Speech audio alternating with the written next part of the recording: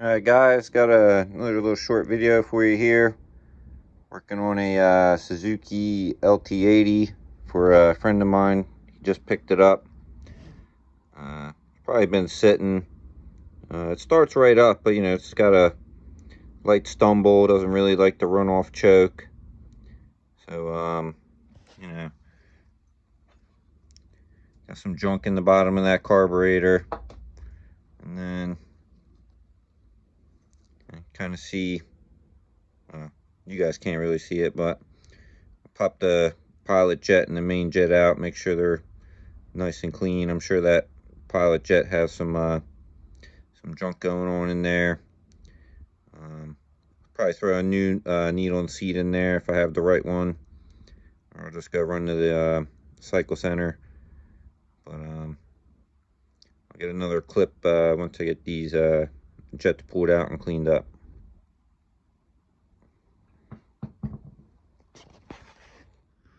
Alright guys, got a little part 2 on the Suzuki.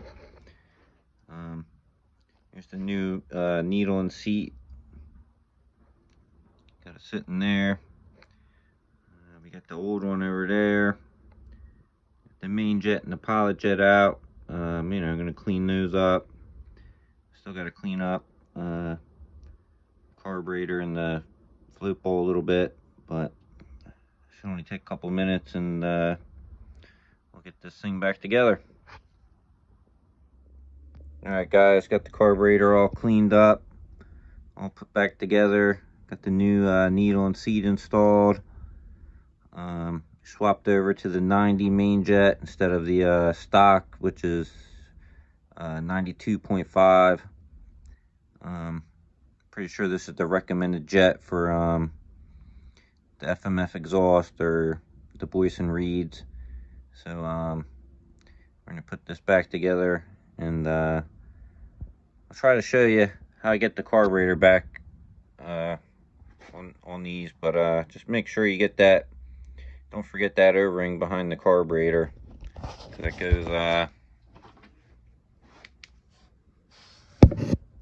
get in there. Goes inside that plastic insulator block. So I usually put like a dab of grease or something to keep it on there while I slip the carburetor on, but just make sure that it's in there right when you put your carburetor back on. Alright guys, got it all back together. Got intake boot back on, all the miscellaneous stuff. So running pretty good now. Got that stumble going.